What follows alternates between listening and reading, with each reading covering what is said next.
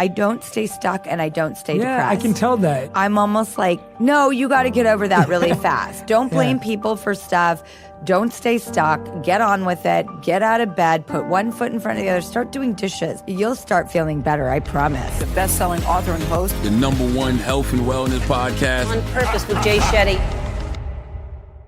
Jay, I think you were one of the very first people who graced us with your presence on our show. You know, we were such a new show and nobody wanted to talk. It was the height of the pandemic. People really didn't know what to say. I get it. I didn't know what to say. I was like, I feel like, ironically, isn't the world telling us to be quiet and listen, and I have to go find my voice right now? I know. It feels very counterintuitive. You took on a real challenge. But you were kind enough, and I get it. It's like, I think there was probably what is this show, and why would we want to talk about stuff right now. But there was also such a need for community at that time. But I just thank you for coming on so early and daring to come on something that we ourselves were literally in establishment mode. We were trying to set it up for success in the way that we wanted it to be something we loved and believed in, but everything was going to have to be done differently. Yeah, definitely. In 2019, when we were making the show, it was not going to be that show. But what did we keep? What did we change? How do we pivot? How do we move forward? So thank you. Because it makes a difference when people see you coming on the show, then they think, oh, that's safe. Maybe I'll try that. Well, no, I mean, thank you. No, I was actually so grateful that you thought of me and invited me and the team reached out to me. I was so looking forward to connecting with you. I think you just have such a positive presence in everything you do and your energy radiates. When I met you backstage, I was telling my team, because Paul was here with me last time when we came in person, Helena wasn't. And I was saying to them backstage, I was like, that interaction we had the lights been on backstage, I would have shared it, because it's such a special interaction. The energy you greeted me with and the warmth that you had for me, I was just like, wow, I feel like I'm meeting a long lost friend. And it was just such a special moment. And no one got to see that. It was totally behind cameras. But I wanted people to know, because that's who you are and that's how you appear to everyone and approach everyone, whether you're backstage, on camera, off camera, wherever you are. And so I saw that before, and I'm so grateful I got to see it in person. I think it's also good to be wary of people who are different in different places and rooms. That was always something growing up in the job that I did. There was a lot of performative people who were different in different rooms. And then there were people who were attitudinally different in different rooms. And it was a very interesting juggling act to see why is this person different now here as opposed to in the other room where they were performing, they were doing a job, that's why they're different. Why is this person a little different here or there? Oh, it's because of the person. Oh, that's interesting. So they don't treat everybody the same. Noted. Where are you on? Where are you relaxed? Where are you utterly yourself? So human behavior was always so fascinating for me, because I was trying to gauge what kind of human do I want to be. So I was always looking at everybody's, actions to sort of put on the sifter of what do I want to keep and what do I want to just go away and fall to the bottom. How early do you think you started to do that? Because I think that that's a skill that we develop over time. And I like what you said, that it's not as simplistic as saying, oh, well, that's a bad person. It's no, that's their job. They're performing, they're working. And then sometimes it's the person, sometimes it's the profession. But how early did you start noticing and observing? Very early. My mom also was I started working at 11 months old, but I remember my mom was part of this. 11 months? Oh, yeah, in a diaper. Not a euphemism. Literally, I started my job in a diaper. It was a commercial, and people thought that E.T. was maybe my first job, but it wasn't by a long shot. I had done a lot of TV films, a lot of commercials, and even a feature film. So I felt comfortable at that point when I went into ET. So I feel lucky that I was blessed that I wasn't a quivering lamb in the field. I was always very emboldened as a kid. I had so much moxie. I feel like I'm probably a lot more shy, respectful, and cautious now as an adult. When I was a kid, I was so fearless. But I remember my mom was a part of like this theater group at the Lee Strasberg Institute, who's a very famous acting teacher. He taught Paul Newman and Marilyn Monroe and Al Pacino. They were all a part of like his, I wouldn't even know how to put it, but group. And she was doing a play there. And I remember like this one woman who would go in the back every night before her play, and she would just lay on the stage in a quiet room and like beat her chest and cry out so primal. And that was such an interesting thing to witness as a kid. I was like, oh, that's how she does it. Like, that's how she gets herself to be emotional and cry. So I was always clocking like whether it was how to do this job, or really I was hyper aware ever since I can remember about how people treated each other. A lot of cliches is like, oh, if someone's like rude to a waiter, like that was me as an like infant. I was so upset and put off by people who weren't nice to everyone. And there were plenty of people in the job that I was in that were a little coddled and, but then I also saw people who you thought wouldn't be shy because they were a performer, but they were. So I was like, well, don't hold that against them. That's just their real personality. Like I'm thinking I'm going to get this big, flamboyant, gregarious, loud person, and they're not on right now. They're turned off. And who they are is actually this very gentle, quiet soul. Oh, you're the world's greatest comedian, but you're kind of dark and moody. Okay. That wasn't what I was expecting, nor is it what I want, but I have to accept that's who you are. Okay, interesting. So you're observing everybody so you can make fun of it all. But if you let people in, you won't be able to. You keep a guard up on purpose. Understood. So I guess I was just always trying to figure out like why people did what they did. But I still to this day, like cruelty, arrogance, rudeness, short-temperedness is just, I don't have time for it. And even worse, if I am ever guilty of those things, oh my God, I take myself to task probably worse than I would anyone else. Yeah, it's hard, isn't it? You've reminded me of when I was in the monastery, there was one monk who was known for being pretty negative and being that way. So he had this reputation where he would always be negative. He'd be rude to people. He'd be, he had what you're kind of describing. Like there was a bit of arrogance. There was a bit of bravado. There was a bit of rudeness, lack of sensitivity, everything that you're mentioning. And it's really interesting because it used to really annoy me because I kind of have a similar trait to you where I don't appreciate someone treating anyone special or not special or good or bad. And I think it's a hard thing to manage when you're a busy individual. So I'm guessing in your sense, it's very difficult. So I would often complain about him because he was always criticizing, complaining, and comparing. And so I would often complain about him to the other monks and be like, this guy, like, he's just always doing this. What's this monk's deal? Literally, can you imagine? Like, that's literally my question. I know. And it was really interesting because there were two sides to this, and I want to hear your thoughts to this. One thing one of the monks said to me, he looked at me and he said, what don't you like about this individual? And I said, he's always comparing, complaining, and criticizing.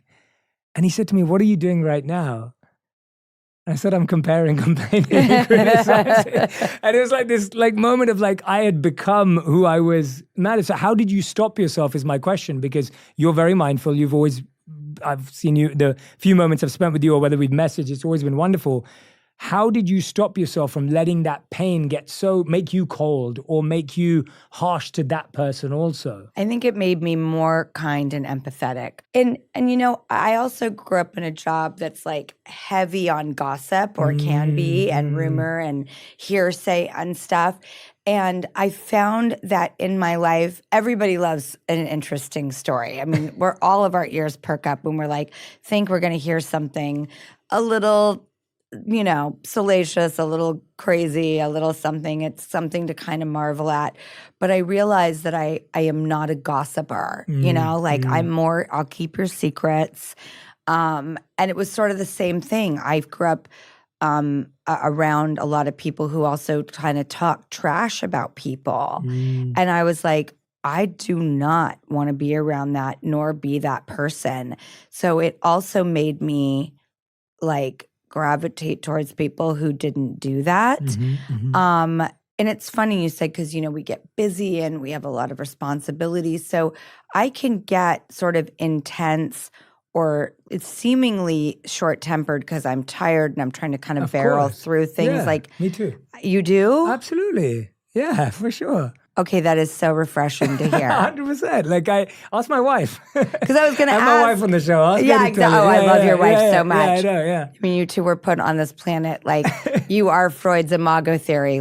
Two people who look alike are drawn to each other in a mirror-like sort of look in the water, and see your own reflection, and not based in narcissism. It's based in a familiarity. No, it's a beautiful theory.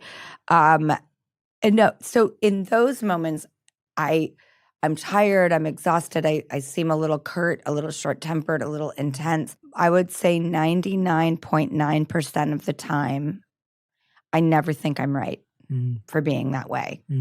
And I will find myself maybe justifying here or there, and even as I'm doing it, I'm like, you are so full of crap right now.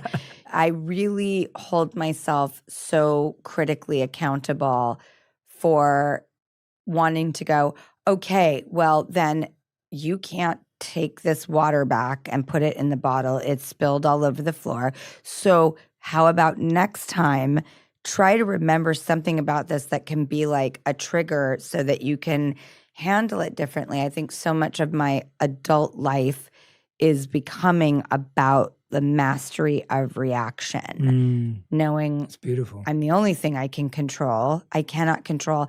And I work really deeply with this therapist who I respect. He's honestly one of the smartest individuals I've ever met. Wow. I'm talking one hand, a true voice. And he quit me at one point. That's how high road this human being is. He doesn't deal in toxicity.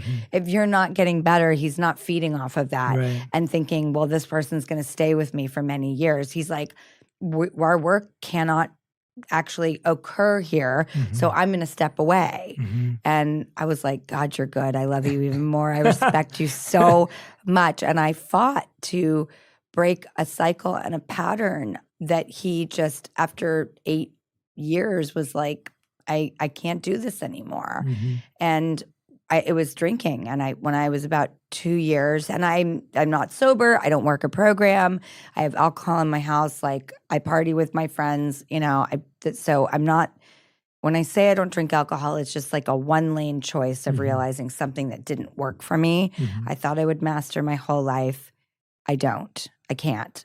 So after I had stopped for about 2 years, because drinking was a symptom of many problems, but it was the thing that was not allowing me to get to those next places, I asked him, will you please reconsider taking me back? I've put in 2 years. I'm not stopping. I'm feeling really good. This isn't for anyone else. It's not for you. It's for me. I know that's what you've always wanted it. If you do things for other people, it's so dangerous. They can just take it away. It's a burden. It's, there's no ownership in doing things for other people when it comes to that really crucial work.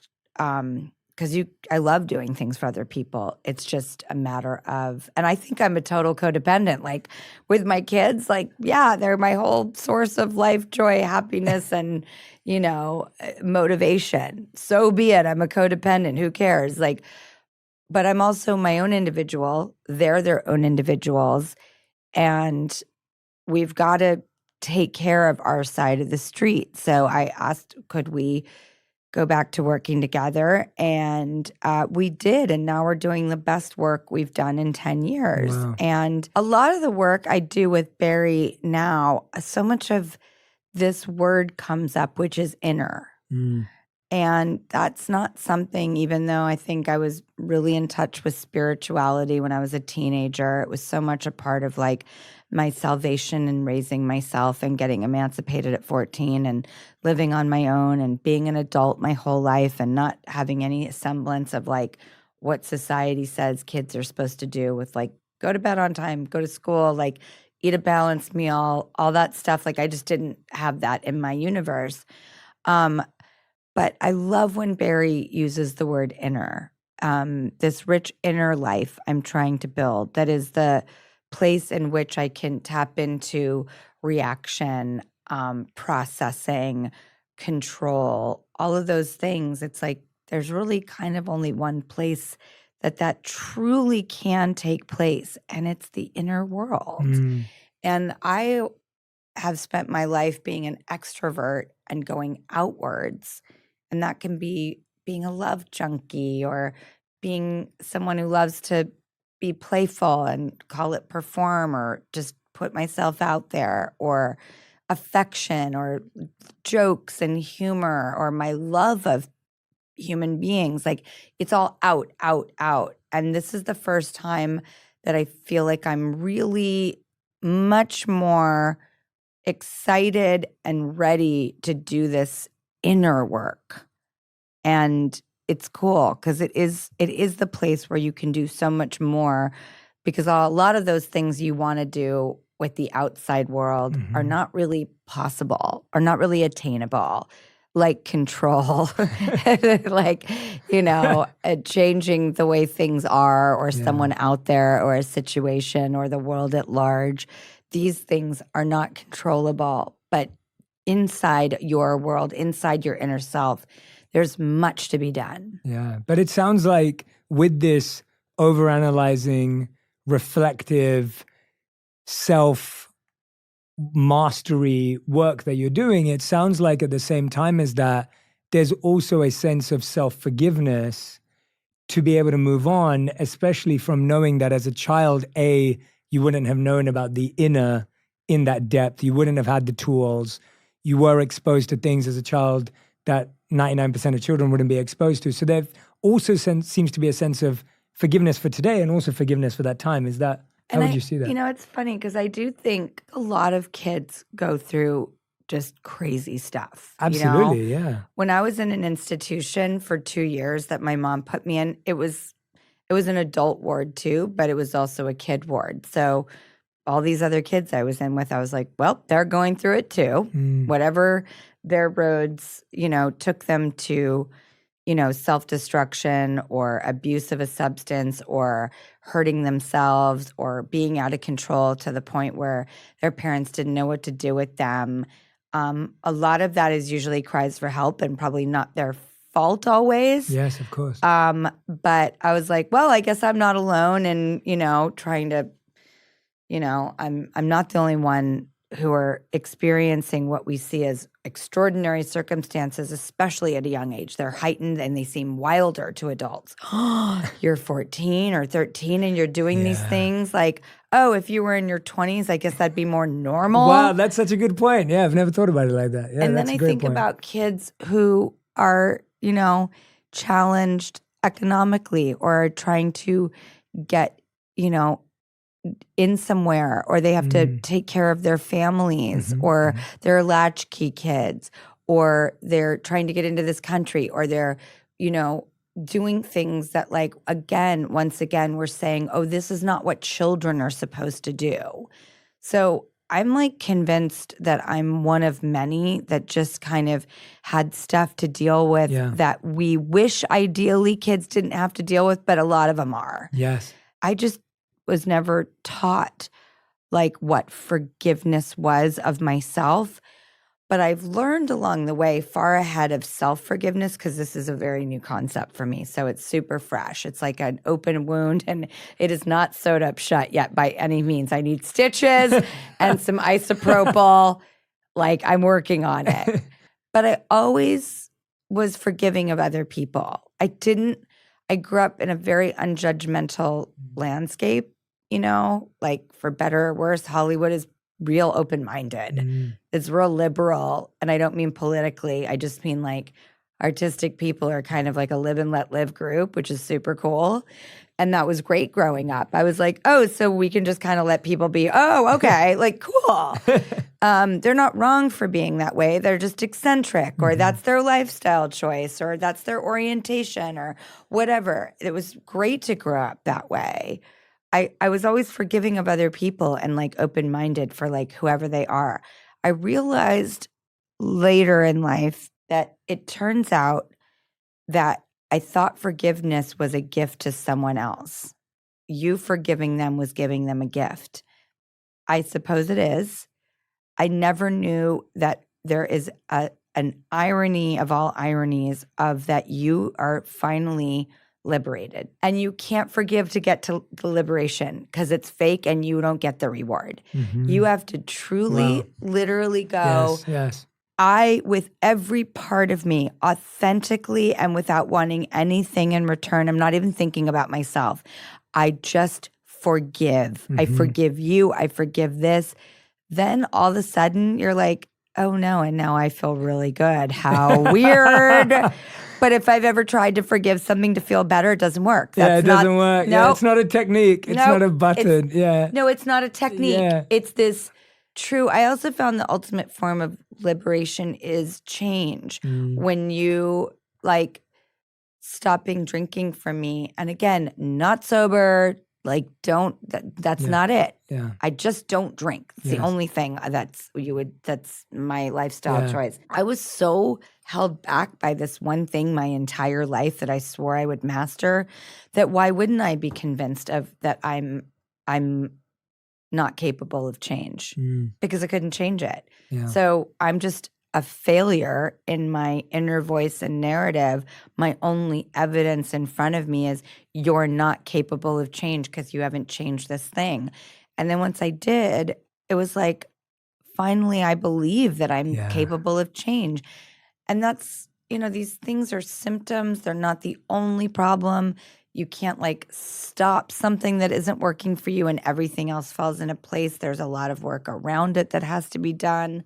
And Barry's point wasn't like, if you stop drinking, all your problems are going to go away. No. He's like, we just can't get to the work because this shame and guilt and like pattern is going to prevent us from getting to the next level. So I'm out. And I was just like, God, I love this so much. And I knew he was right. Yeah, your therapist quitting on you is that's pretty inspiring for you. I know, because most therapists are like, oh, you're still broken? Fantastic. I'll see you next week. I still have a job. And so I think if you're seeking guidance, wisdom, therapy, spiritual leadership, whatever you are seeking out in this world, if you sense that person continues to feed and not help you grow and is fine with you staying in the same place, I don't think that's a good sign. Yeah, but I love that emphasis you're placing, that it wasn't ever about the external change. It wasn't just about, if you stop drinking alcohol, then all your problems are solved. It was going on this inner journey for you. And I wonder, when you're doing this, you brought up two really important things. You brought up shame and guilt. And I think shame and guilt, deep down, whether you meet someone who seems confident or whether you meet someone who's insecure, shame and guilt are right there, right? Even when someone feels confident or is acting confident, often there's a shame and guilt of some part of them they're trying to hide. And if someone's feeling insecure, it's because they shame and guilt themselves. Walk us through a bit about how those two were these bad friends of yours for a while, and then you were eventually able to let them go. I'm just letting them go, especially with stuff with my mom. I think most people idealize this sort of nuclear family, and I just have felt pain and guilt and shame my whole life that wasn't our story, our life experience. It hurts me to know that like there is pain there for her, for me. It just destroys me. So I'm working on that because I'm like, I'm 47. I don't mean to be morbid, but I don't want to die carrying this with me. Like I will shift this. It's time. It's been long enough. Yeah. I put enough time in. So I'm working on that with Barry right now, and I'm making some really good strides, and it's really hard, I think these things are not easy. I felt a lot of guilt and shame around drinking because like a lot of my sort of least desirable experiences had probably something to do with me being drunk, So I'm like, amazing that you would keep doing something that like doesn't serve you. Yeah. I felt pain and guilt and shame every time I did feel like I acted in a way that wasn't as gracious and patient as I wish I could always be. These are really go-to, overly available emotions that I am just like, I can't be nearing 50 and still function like this. So like, it's like kicking out bad roommates. You're just like, guess what? You are a sloppy, horrible person. You have bad energy. You're negative. You're messy. And like, I can't live with you anymore. Like, I want to get my own place and keep it tidy. And Jesus, like, how have I managed to put up with this for so long? Yeah. It's like, that's how I feel inside my body. Yeah. And shame and guilt are roommates I've had my whole life that I totally resent and like wish I could just give an eviction notice to. And I'm starting to like grow a pair and actually really take charge because I think I know like I'm running out of time. Like we don't live forever and nobody wants to think about death or dying. But it's an inevitability that we all share in common and we really don't even know actually when it's coming. So there's a part of me that's just like, I can't do this anymore. I'm fatigued. I'm exhausted. I'm desperate to know what the other side of this feels like. We used to love 45 records and always the popular hit song was on the A side. And then we would play the B side and be like, this song's actually awesome. Yeah. I'm like, what is the B side of my life? What is the life that isn't so corroded with self-loathing, guilt, shame, beating up on myself all the time? People are like, you seem so positive. I'm like, you have no idea what I'm dealing with on the inside. It's so hard and heavy some days. But one thing I am glad is I don't stay stuck and I don't stay depressed. I can tell that. I can hear that in what you're saying and how you're saying it. I'm almost like, no, you got to get over that really fast. Don't blame people for stuff. Don't stay stuck. Get on with it. Get out of bed. Put one foot in front of the other. Start doing dishes. You'll start feeling better, I promise. Like cleaning is a very spiritual act and put on a song and like all of a sudden you'll be shaking your butt and like moving your body and like. Or jump in the rain. Endorphins will start to come. So I've had these fantasies of being Greta Garbo in my bed and my friends tending to my bedside or talking on the side on the phone like, ooh, we're really worried about her. It just doesn't happen because it's just like I just am like, oh God, like except for funny enough with my drinking. My friends did do that. They were like, we gotta get in there and be honest with her. And that's true friends. Friends who kick your butt and hold up mirrors to you or tell you when they don't like what they see or want you to see your reflection and feel good about it. That's true friendship. I'm all in for tough love. So I've been, when I was in the institution when I was 13, they assigned me a therapist, Dr. George Blair, I'll never forget. And they had these groups a couple nights a week where they would invite all the families in and they would put someone in the circle and they would talk to their family very openly about what led to this crazy place we were all in. And it wasn't like a rehabilitation center. It was a full-blown like institution. It was very hardcore. It was much more One Flew Over the Cuckoo's Nest. It wasn't like Promises in Malibu. Got it.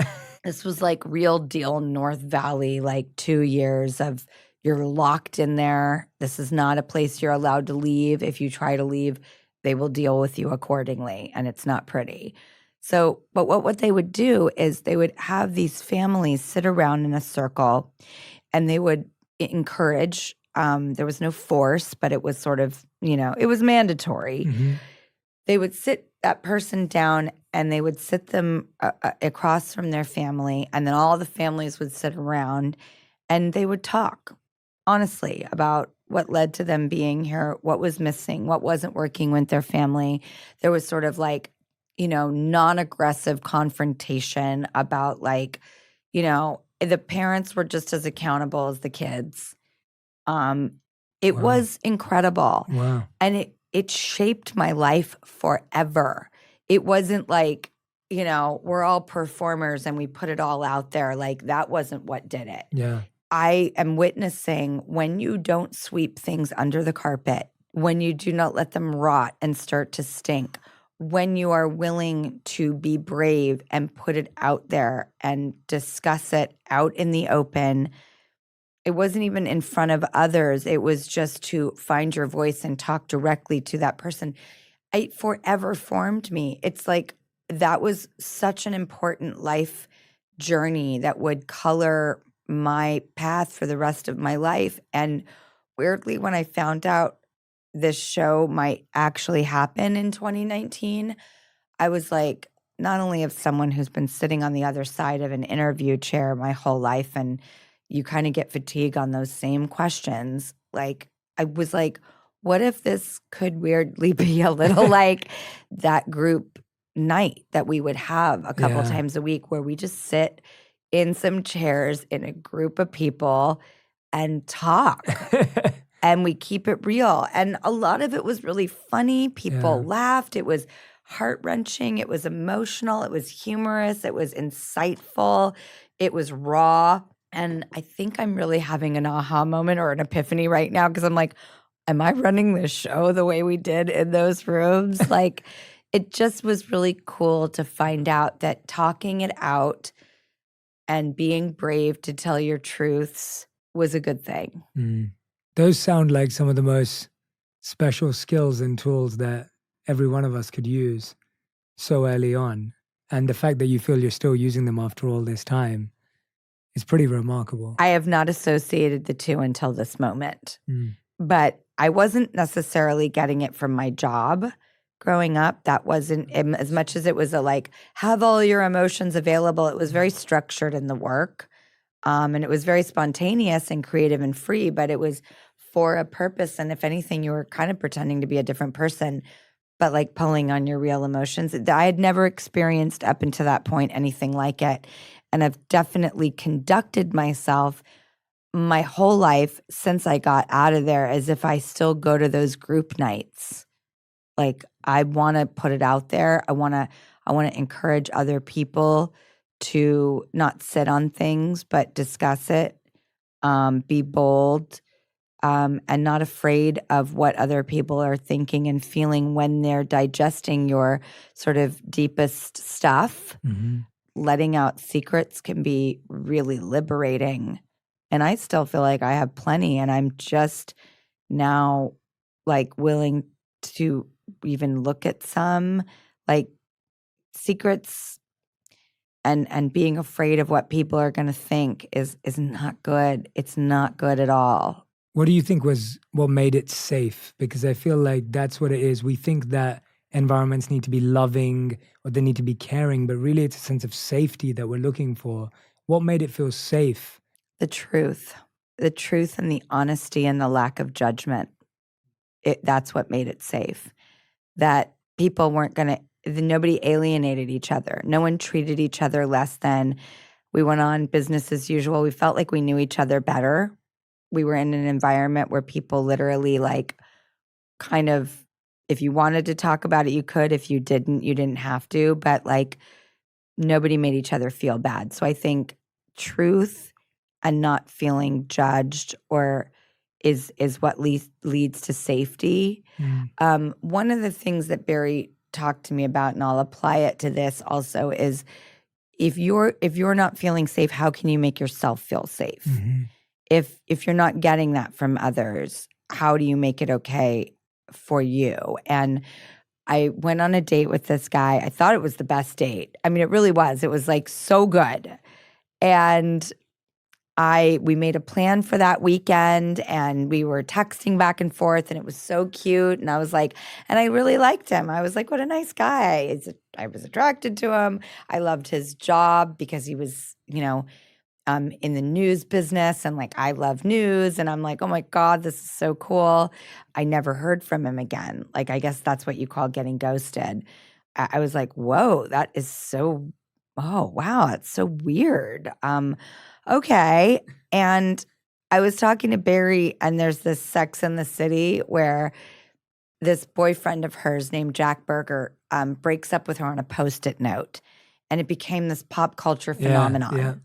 And the Post-it note reads, "I'm sorry, I can't, don't hate me." Now, we all took that and ran with it. The line was, this cannot be the day I get broken up with on a Post-it. So they have this whole crazy adventure. But all of like pop culture and society was like, this is the worst thing ever. I'm like, Barry, that is the most giving thing that I could ever ask for in modern society, being a single girl. I swear to God, I'm sorry. Oh, okay, great. I can't. Thank you. Now I know where you're at. I know to move on. This is so informative that I appreciate the gracefulness and the graciousness of you, like just telling me there's no there. And don't hate me. Okay, I get it. You're being self-effacing. You know this is maybe not kosher, but that's okay because it's your truth. Yeah. We can't be mad at people because they're not what we want them to be. And I was like, I just wish I could get that Jack Berger Post-it note, Barry. And he goes, well, you can write it to yourself. Yes. And I literally was like, Barry, you just took out all the frustration, anxiety, uncertainty, unfinished business, lack of control, helplessness I feel. I feel good. I feel empowered. I feel like I want to get on a bullhorn and share this wisdom. Maybe this is a start. Yeah. It's like, oh my God, it was the biggest gift I could have gotten. So I think we can apply that to a lot of things. It's like, I'm not feeling safe right now because I just told my truth. Okay, then maybe you can tell yourself why it was a good thing, why you are safe, that there will not be consequences that are unsurvivable that come out of this scenario, and help yourself off the ledge by giving and fulfilling for yourself what we normally just tend to automatically look outward and to others for. I think what you just said right now is not only great for someone who's receiving that type of note, but it's also important for someone who often postpones that note. So we know so many people that are in a relationship that don't want to be in it, but they don't want to be seen as the bad person. So they'll let it stay on for another 6 months, another 12 months, another 18 months. And those people are in a prison. Correct. They're in a horrible jail that they have put themselves in by not dealing with it. I have a question for you. Yeah. Okay. How do you tell people to receive love? I think I'm really good at giving it. I'm great at giving it to my daughters and to my friends. But I've noticed how much of like my history with the romantic space, I am so stuck, and I'm the person who doesn't want to be stuck. And I don't care necessarily what others do or what happens. I want to know what work I could do to take my walls down, believe and trust, because I am really trying to figure that out right now. I've sort of told myself, I'm okay, I'm fine. I'm lucky I have 2 kids. So if it comes to, and I have these amazing friends and I have these beautiful coworkers, my cup really runneth over to the point where like, I don't feel like I need love. I'm abundant. I swear to God, I'm still scared or nervous, or I don't have any information that shows me that that's a safe space. So how do I do that? Yeah. I want to give you some tissues. No pressure. No. Thanks. Well, my first answer is going to be, I have two things. One thing was, What would Barry say? It seems like Isn't he awesome? He's on a roll right now. I'm like, we should go to Barry. Like, Barry, can we call you in and like dial you in right now? I want to meet you. But no, genuinely, like, what would he say? I think, obviously, I'm sure he's shared some beautiful wisdom and insight with you. A few things come to mind. The first thing is I think that we've placed romantic love, and people may not agree with this, but I just want everyone to sit with this for a second. And I really do believe that this is something you will appreciate, or you'll be able to receive. I really do believe that. And if anyone else doesn't, please sleep on it. Please think about it. I really do believe that we have placed romantic love on the pedestal and the number one position podium of love. And so since we were born and raised, we've been told that finding the one is the ultimate expression and experience of love. And what's really fascinating is that if you look at any of the wisdom traditions, they don't feel that way. All the wisdom traditions would suggest that the love that you have for your coworkers, your friends, your family, the stranger on the street, the person driving the car, the person that you just bumped into at the grocery store, at the coffee shop, like the love that you can embody and experience and share with that person and receive from that person, that love that you can share with anyone and everyone you meet, that is actually the ultimate expression of love. And so what you just said, that you're great at giving love to everyone, you have this beautiful full cup around you, but it's the wiring that's been put into our minds that without this, we are incomplete, unfulfilled, and undeserving. And so I'm not saying that as a way of saying to people, you don't need to find someone to love. I'm just saying that don't ever let that be it. There's so much more to what love truly is. And so we've got to change our order of what's love. You know, you look at the wisdom traditions and they'll say the closest thing to unconditional love is a mother's love for her child. Yeah. Like that is like the closest thing to real unconditional love. Like it's not talking about a love between two people who romantically got involved. Like that's beautiful. I'm not saying it's not beautiful. I'm just saying it's not it. I think it's, okay, first of all, your answer is exactly what I was meant to hear. Because I do feel that pressure. Like, it's funny how I've been single for almost 7 years, and it's been some of the happiest years of my life. I feel so fulfilled that I'm almost like my walls are about fear of someone coming in and like tearing up the joint, you know? Like, I don't know if I'm That's fair. ready for someone to rock the boat of the goodness, of the balance, of the life I've ended up creating with my daughters, my friends, my coworkers. Mm-hmm. When it didn't work out with their dad, that was a thing that took me many years to recover from because I so wanted the nuclear family. It turns out we are literally having the next best thing, or maybe even the plan that was in place all along that we have. We're so close. I love his wife so much. My children and I, literally our stepmother, Allie, I call her our stepmother. You know, like I love that. She is the greatest.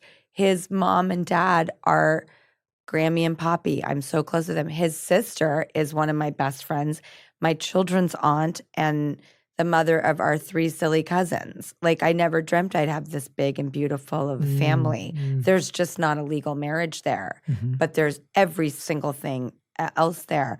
And since that stopped, I've just been okay. And I think it is a lot of societal pressure. And the reason I got so emotional asking you was because you're a monk and probably had set yourself up for the idea that you might not experience that. And I have probably given myself now, and you have a beautiful marriage.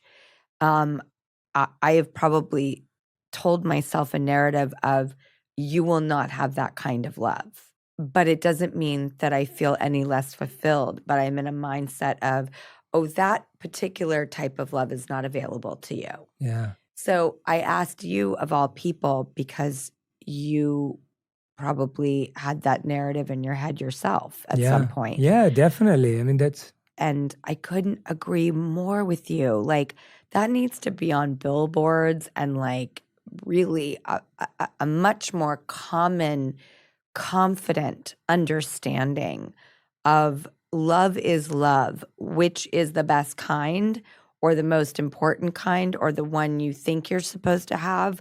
That is not the point. Mm-hmm. And boy, I knew I should ask you, and I just got the most No. satisfactory answer. I've probably never verbalized that answer to anyone else either in this sort of forum, because I genuinely believed when you asked me that question that, you know, obviously knowing that all types of love are available to everyone is an important thing. That's a separate thing to focus on. But I think the hierarchy that we've placed on love is what's distorting our vision of what and we need. it follows you forever. Forever. I didn't have a relationship with my dad. He left before I was born. That I accepted that. Mm-hmm. You know, but like another woman will be like, I'm 45 and not married or this or that. And it's like this society allows that to really haunt you in a different way than, well, when it comes to love and a man, my father and I didn't have that, but we move forward, or maybe it holds us back spiritually or emotionally, but not societally. Yeah. You're right. We have put that romantic love on a pedestal that seems to, like, if you don't have that kind of love, it diminishes the other kinds of loves, which can be not Absolutely. only as equally fulfilling and satisfying. Gosh, I really is. Well, that's society's problem, not our problem. Yeah, I know people who love their work but feel incomplete without that. I know people who love their children but feel incomplete without that. I know people who have the love of their entire tribe and community but feel incomplete without that because of the way it's been portrayed. And I think that when you also put something on a pedestal like that, your expectations of that also go up.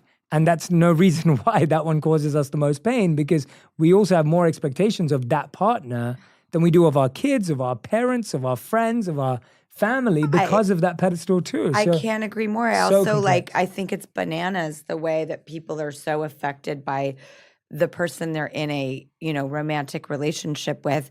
I always compare it to, well, you wouldn't be so upset if your friend did that. Yeah. Like, Yes, you'd exactly. just be direct and you'd figure it out and you'd fix it, and you Yeah. wouldn't take it so personally and flip out and build up all these resentments. Like, friends have a delicate relationship in a garden you still have to tend to, but Absolutely. the reactions are way less heated.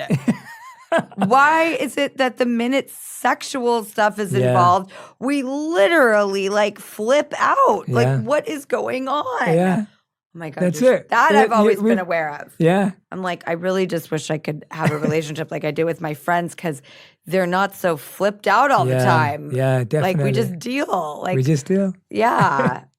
I'm so glad you asked me that, and thank you for opening up so much. But I was wondering that, Well, because I knew that you had probably also believed that this was not going to be available to you in life.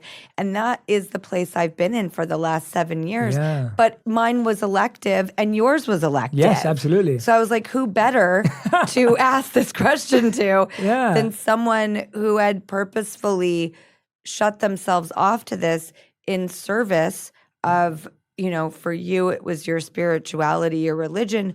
For me, it was for my kids. Yes. But again, I'm not codependent on them. Like, No. I'm so aware of like how much that would screw everything up. Them, me, all of it. But they do inspire me to be my best self. No Yes. one's come along, no romantic partner, no one ever. My friends are the closest second, but they are the people that have come into my life that have truly encouraged, forced, and inspired the greatest change I've done in my life. Yes. And I think when it's elective and it's not suppressed or repressed, or it's not done demanded, when it's done in that way, it can be really, really powerful, because you get to, it's almost like if everyone had a period of their life. I mean, I often ask this question to people that I work with or clients that I coach, and it's that, I mean, I started dating when I was 14, probably. Like dating. I don't know how old you were when you started dating. My first boyfriend Yeah. was when I was like in the 3rd or 4th grade. Wow. And he was my first kiss. No one but- would have dated me in the 3rd or 4th grade. Well, but that was it. Like, Yeah. it ended there. It was very puppy Yeah. love. It was very sweet, and Yeah. it was very innocent. Yeah, so I probably had my proper first girlfriend when I was 14. And I often ask people, like, between your first girlfriend to where you are now, or your first boyfriend, or whatever it may be till now, like, how many days have you spent single? And for most people, that answer isn't very long. Like, I know people who could say 3 weeks, maybe 6 months, maybe 9 months, like when you look at a whole life and you start realizing that we haven't really spent much time having the opportunity to seek and experience all the other types of love because we've been chasing this one type of love to fulfill all our needs. But It's so I'm so grateful interesting. you asked me that question, genuinely. Like, Well, and I really am like, I haven't prioritized myself. What if I actually made myself my partner? absolutely. Like, what if I invested in myself? What I've invested in so many other people Yes. in the form of these big, beautiful, chapter, adventurous, great romantic adventures that I've had, one of which led to the greatest meaning of my life, my kids. And I even feel weird saying my, because they're their own people, but our kids. Yeah. And it's been really great to prioritize myself and say, you know what? You have a lot of work to do. You got to figure out how to be a parent. You've got to figure out how to raise your like inner child that like, did a lot of work back then, but there's some adult perspective you didn't have. So there's new work that needs to be done. You need to work on, maybe you've done the same thing over and over in your life, like occupationally speaking. Like, is there other stuff out there? Or are you happy just doing things over and over again the same way? Maybe you are, but like give yourself the chance to explore that. Yeah. And I've had such big life changes, and I've been there to support myself rather than, again, outward towards somebody else. I'm really a caretaker, and we all imprint. So much of what we're dealing with becomes a very 50-50 thing in a relationship, which is a beautiful gift, but you are taking in a lot of someone else's perspective and needs and stuff. And this has been such a great time for me. And something I said to my fellow coworker here, Jen, earlier today, we were something about some great guy came up, and she was like, "Ugh, where are all those great guys?" And she's such a marvelous woman, and she's so rad and so awesome. And I'm like, you know what, Stryker? Not only are you obviously going to find someone or some people, maybe it's one, maybe it's chapters. I said, but you know what? I'm going to be so mad at you, and you're going to be so mad at yourself if you waste this time, because it's coming. He's coming. And you're not going to get this time back. Yeah. So I always notice too, when I ask people in the audience, how many of you guys are married? People raise their hands. And when I say how many of you are single, they all whoop. Oh, It's like, woo! oh, that's good. Oh, that's good. And Okay, yeah. there's like, there is a celebratory pride that comes Yeah. with being single. Yeah. And I hope people hold this dearly, that these things, for better or worse, don't last. Yeah. You're going to probably end up with someone. And so instead of like boo-hooing through this time, love it, like it, because one day it might be gone, and you'll romanticize looking back how great it was to be in a relationship with yourself. Absolutely. Drew, I love that. Thank you for coming to my TED Talk. That's what you should have said. It was brilliant. I would love to do a TED Yeah, Talk. well, I mean, you need to on this exact topic. I think it's unbelievable. I have one last question for you. You said at the beginning of our interview, you said that when you were a kid and you were observing people in the industry, I was saying observing you, and then you started talking about observing others.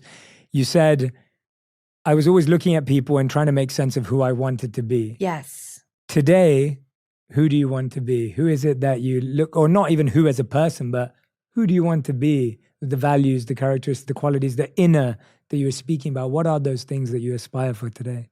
We heard a story about this couple. We have a section on our show called Drew's News.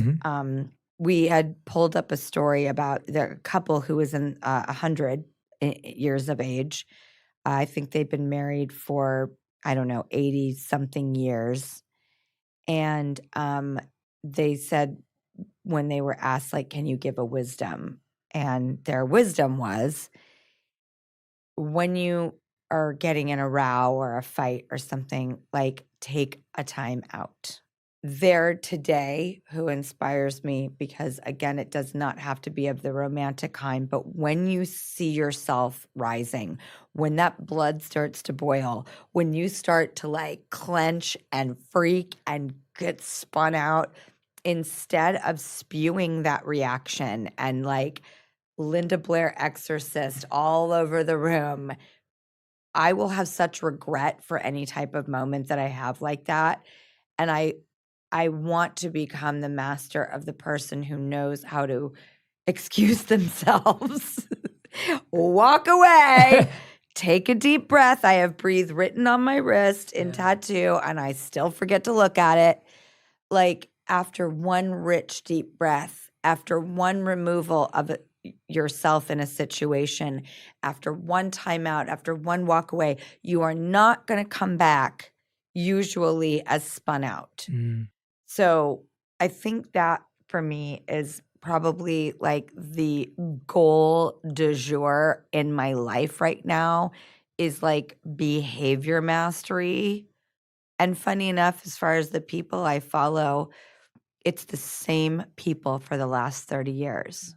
It's Nan and Chris and Peter and Brian and Steve. It's like Cameron and my oldest friend, Mel. We celebrate 40 years this year. Wow. I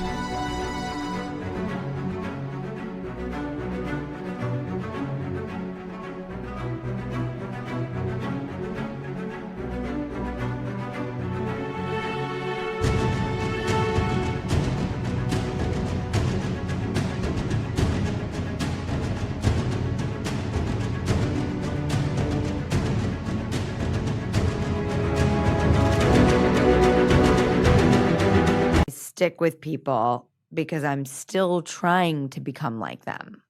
But we have a hella good time like along the way. But I just am in love with people who I think, God darn it. Yeah. When I get to be like you, when I can learn to react like you, when I can live the way I see you living, because they're not fun. They're not funny and spontaneous and cool and interesting and have a wild side. Like, you don't have to be boring. No, definitely not. But I think when you're a kid, at least I did, I thought you probably were, if you were an almighty person, you were probably a crashing bore. So I wanted to hang out with all like the ruckus. I wanted to be in the rumpus room with all the like kookadoodles just like me. But everyone I admire, they're just like really cool people too. They're fun and loving and interesting and humorous. So it turns out all the people you admire don't have to be boring. They can be everything you want to be. Love that. Drew, thank you so much Oh for my this God, Jay. opportunity. I love you so much. I love you too. This was one of the most beautiful human exchanges that I've had. It was such a special memory because I of your find that interesting because I feel like openness and that's what you vulnerable- do and give to people every day. It is, but I don't know, it's different when you really get to hear from the heart and speak from the heart. I was going to say, it feels so open-hearted. Yeah. Like you and I just like, you know, my dad used to say about like the body, it's just Tupperware, man. It's just Tupperware. That's good. And it's like, it's true. It's like, when do you sit down and sort of like unzip your chest and like reveal your organs and your heart? And like, for all those people who romanticize the head and the heart, also please pay attention to the gut. Yeah. The gut yes, absolutely, for sure. And Barry even says like so many ancient wisdoms are really about the gut. Absolutely. It's all about the gut. The health, the insight, the instinct, you know, the truth, the alarm bells. Yeah. Like, God, pay attention. One thing as a mom I've really hooked into in the last like year is telling my girls, I want you to pay attention to what feels good or makes you feel good. That's fantastic. Let's go with that. But I want you to be as equally heightenedly aware of what doesn't make you feel good. Absolutely. And let's explore that. I love that. Yeah, it's so needed. It's so needed. I'm so glad you raised that about the gut. It's so easily missed. And I think we're just getting there now. Well, it's not As a sexy. society. Yeah, exactly. The heart and the head is poetry. Yeah. But HH gut. Yeah. It's that, like no that alliteration. gut, Yeah. trust that, because that's your Yeah. little compass inside your body. I love it. If you love this episode, you'll enjoy my conversation with Megan Trainor on breaking generational trauma and how to be confident from the inside out.